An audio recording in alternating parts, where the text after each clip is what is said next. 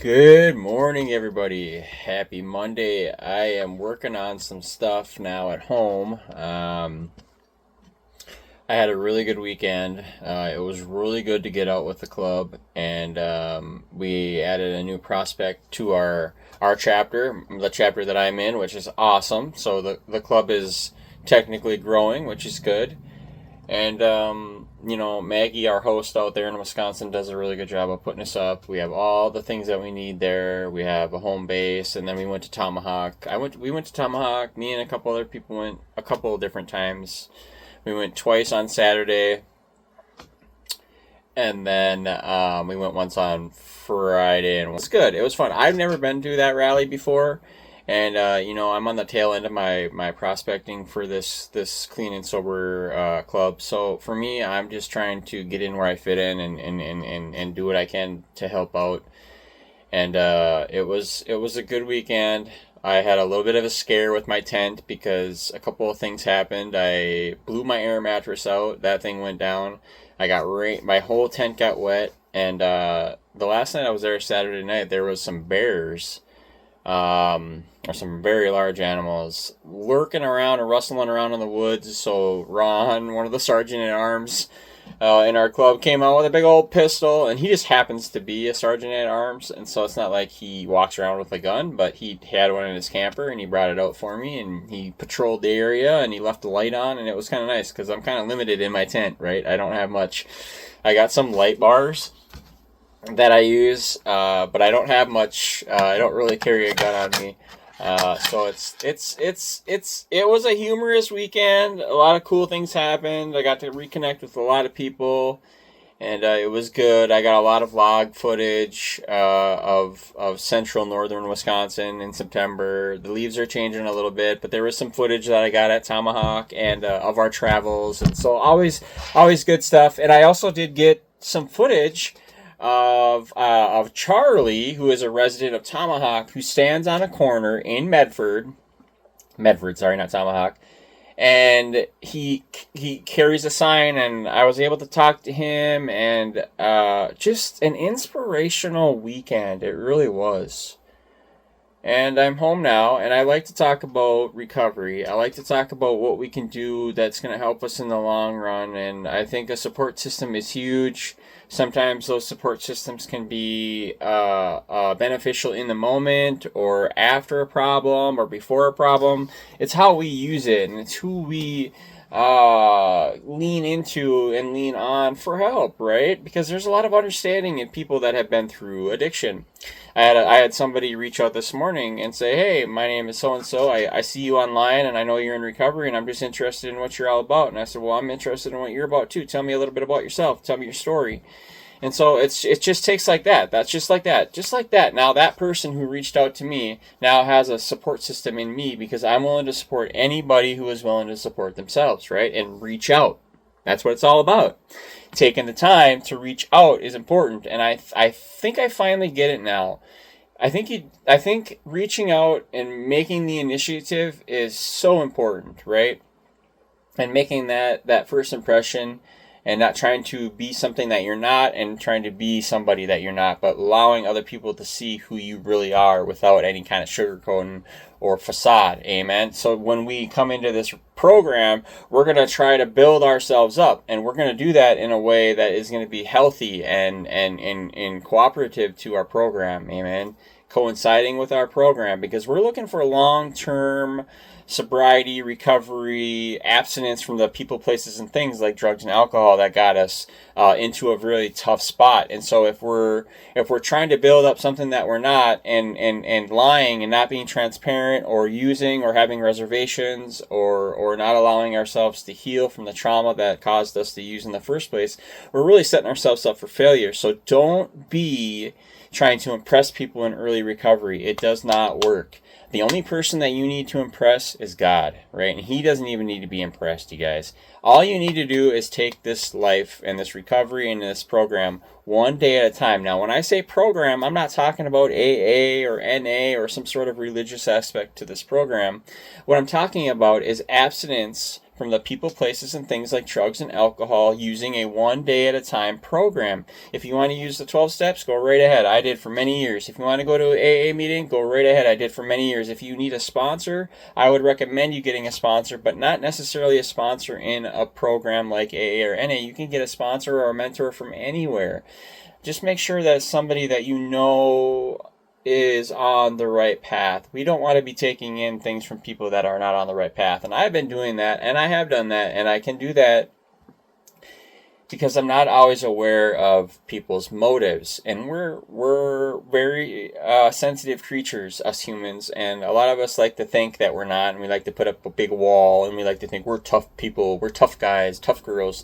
Don't mess with us because we're tough. Well, honestly, really, everybody needs a hug, and I've found that more people than not are just big kids, right? We never really grow up. We never really heal from the things that have been done to us in the circumstances that we can't control. Amen. So a lot of us grow up thinking, well, shit, we're a victim, and we carry that victim mentality of poor me, woe is me, what I need, gimme. But really, in all honesty, when we come into this life and we find success and recovery, we're going to find that we can do this very independently, and there's nothing victim. There don't need to be anything victim related at all. Obviously, we're survivors. We're warriors. We survive from the trauma that we've been through. We are healing and getting healed, right? Just like we're not alcoholics or addicts anymore. We are recovering alcoholics or addicts. And if you're not there yet, we'll get you there 1 day at a time. So don't forget to have hobbies.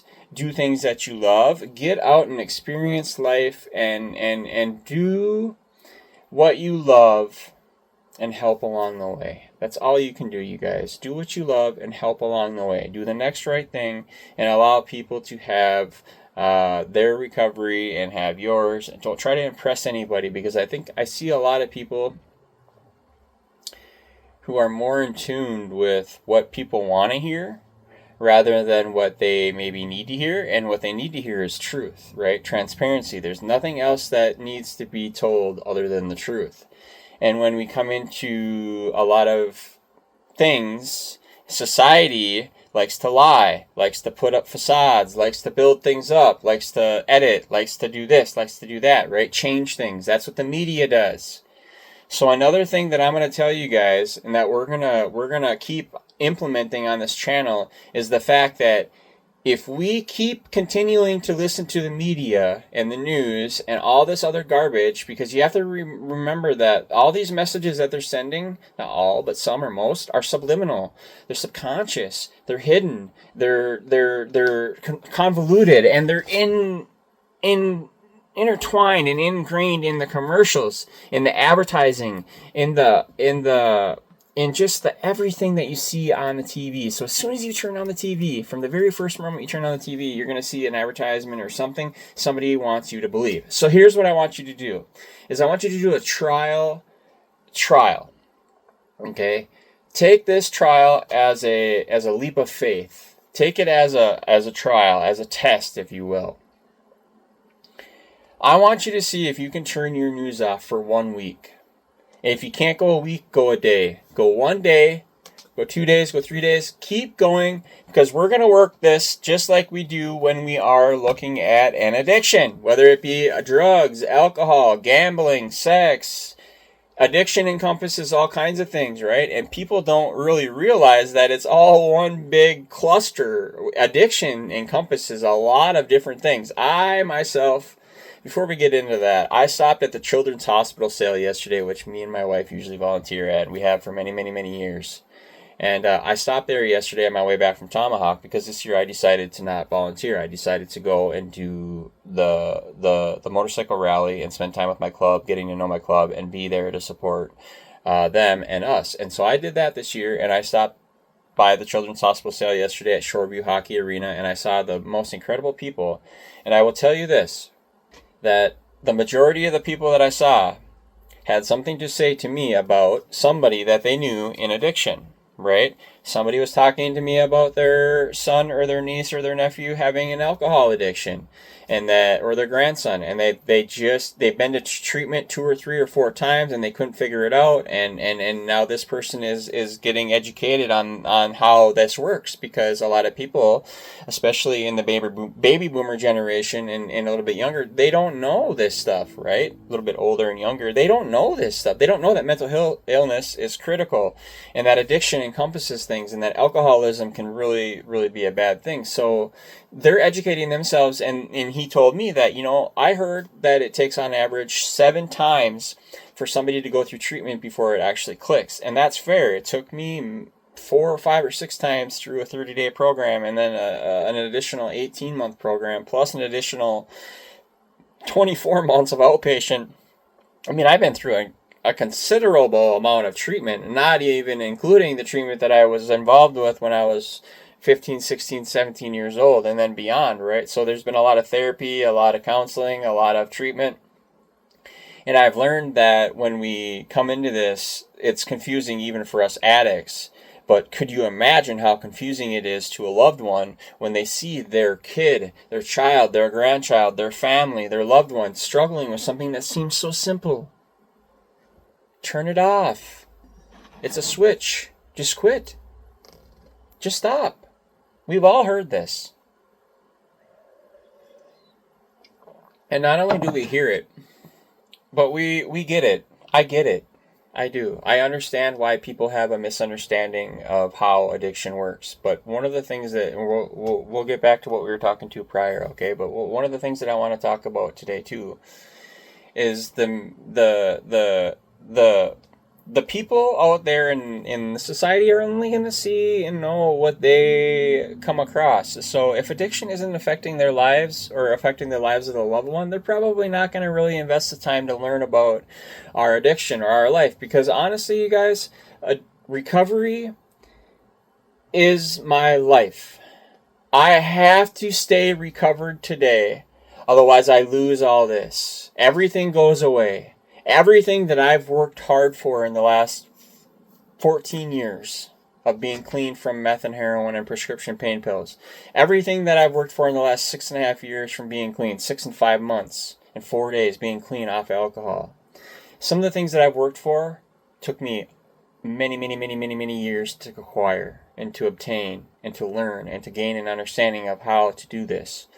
And I've been led by my spiritual belief in a power greater than me. Something divine, something masterful, something so wonderful that we can't even comprehend, and it's not even really worth trying to put a name or a label or a number or a this or that on it. It just is what it is. It exists. There is a divine presence in our lives. It has a spark within us that does not never get snuffed out. And Charles Manson had the spark. Every Genghis Khan had the spark. Hitler had the spark. Joe Biden has the spark. I mean, everybody has the spark within him, even though we see contrary to that, and that is the world in them. And we'll get back to this now, okay? That is the world in these people. That is what they've been taught. That is what they know. The traumas that they've been through, that they haven't healed from, or they haven't sought out counseling or therapy or treatment for, they are dealing with that. And the only way they know how to deal with that is through addiction, through bad behavior, through trauma, through not facing what we face in recovery. And that is that we cannot live a sustainable life through an addiction to a lot of the things that we're addicted to. Now, obviously, you get up in the morning and you have your coffee, and I think we're all a little addicted to stuff like that, to caffeine and nicotine, although I don't use nicotine anymore, but caffeine, and that's really about it for me that I really use daily. And for me, I take vitamins, but there are a lot of things that a lot of us consume that really takes us out of the game for clear-headed, sober, like-minded, approach to life. And so I heard something on the Vagabond blog channel yesterday, Joe, and I'll put a link for his channel down below. But he said yesterday that he thinks that... Listen, people can call me crazy and think I'm totally insane and super creepy and weird, and whatever else. But I'm a very spiritual person, man. I've got what I personally believe is that the spirit is kind of like the person driving the car, and the body is the car. Once the car dies, I think the spirit goes elsewhere. Maybe it finds another car. Whatever spirit or spark of life that was kind of like animating that person has moved on to another plane of existence, and maybe it's something that we can't even wrap our heads around. So, I'm slightly weirded out being here, but it's not freaking me out enough that I'm like running for the hills or anything. If I was able to find a better spot, I would have stayed there. But this is but a vessel. The vessel, the body, the bag of bones, it dies after a while, but the spark, it doesn't die. The spark leaves the vessel, leaves the body once the body dies, and it goes somewhere else, to another plane of existence, to another body, to another host, however that works. But we're asked today to take it one day at a time, and today we're in this vessel, right? And we have the life that we have. It is what it is. So make the best of what you can. And even, I will post a picture, okay? 6 years ago, 6.5, 7 years ago, I was 310 pounds, okay? My skin was a mess. I couldn't see. I had really bad eyes. I had really bad eczema. Now I am 100 pounds lighter. I have longer hair. I have a better complexion. I take care of myself. I exercise. I try to eat right. I try to drink a lot of water. I take this life one day at a time, and I take it very seriously. Now, a lot of people took me for granted in the early years of me doing recovery, and they thought, well, this guy is just going to go back to doing the same old thing. But I didn't. I had to change my life. I had to literally take the program seriously. Now, the program that we talk about on this channel isn't just an AA or NA program. It's being abstinent from the people, places, and things like drugs and alcohol that get us into a spot where we can't get ourselves out of. We never want to be reliant on a treatment center again, except for when we go there to speak. Amen. Or we go there to volunteer, or we go there to help. We don't want to go into a treatment center again needing that service, because you know what? It is getting harder and harder for them to help as many people that need the help because of the addiction that runs in our society. You have fentanyl, and you have all this other crap that is just... Methamphetamine is really bad. Alcohol is probably the peak. That was just, it's available, it's legal, it's widely known and used in every culture and religion, in organized sports. It's all over media. It's everywhere. Alcohol has consumed the majority of our population, and I myself have come up with just a vendetta against alcohol. I just hate it. I despise it. I am so disgusted with that it makes me angry sometimes, and it makes me frustrated. But I find that through that frustration creates a drive, and through that drive creates action. And through that action, we can really start to change not only our lives, but the lives of those around us. And we're doing that through truth. Simply being good to yourself, doing the next right thing. Self-talk is critical. If you call yourself an idiot, that is not good. Your body don't know the difference between you calling yourself an idiot or somebody else calling yourself an idiot. We can't do that. We take it the same. You might not feel the same. If somebody comes up to you and calls you an idiot, you'd probably be a little bit angry. Well, then why shouldn't you be angry at yourself for calling yourself an idiot? In fact, I had to correct my wife yesterday when she said, I'm stupid and I'm never going to figure this out. I said, what did you just say? Are you absolutely sure about that? I think that you're smart and you're going to get this figured out. 5 minutes later, boom, done. She's got a different attitude. I'm smart and I figured it out. Well, of course you did. I knew you would. That's what we have to feed ourselves. That's what we have to come into each day thinking. That's what we have to thank God for. That's what we have to be not distracted about. Amen. All this other stuff in the world is a distraction. It's there to distract you. Organized anything is organized to take your attention away from what it should really be on. And whether they think that's this, or you think it's that, or this or that, we'll know once we go along. But I'm telling you, doing the next right and taking it one day at a time, will afford us that opportunity. So hey, thanks for listening to me today. I had a really good time last night. We were on Butler's Customs live stream, and I'm a moderator over there for at least for this last Sunday's live stream. I was a moderator, and it was really good to see some people over there. So I hope a lot of people had fun doing that. And if you haven't been over to Butler Customs channel, Kevin's channel is awesome. Kevin's a down to earth dude. Means well, says what he does, means what he says, does what he means, all that good stuff, all that happy stuff. The guy has his ducks in order, and he a Harley repair channel, and he's building one, and it's almost to 10,000 subscribers. So once he gets to 10,000 subscribers, they're going to do a bike giveaway, and they're doing it right. They're going through a place and all the right stuff and all the right channels. So if you want to be involved with that, get on over there and check it out. That's a channel I like to give a lot of props to, and a lot of shout outs and whatnot, because he invests the time to make those videos to help other people learn about how to fix a Harley. So hey, what more could you ask for? He's not asking for your money. He's not trying to do this or that. He's just there to help out, and I commend a guy that's doing that. So hey, get over there and check it out. Stay tuned for more videos. I'm working on some vlogs, but I also have to work this week. So yeah, check it out. Life goes on. Do the next right thing one day at a time. Love ya.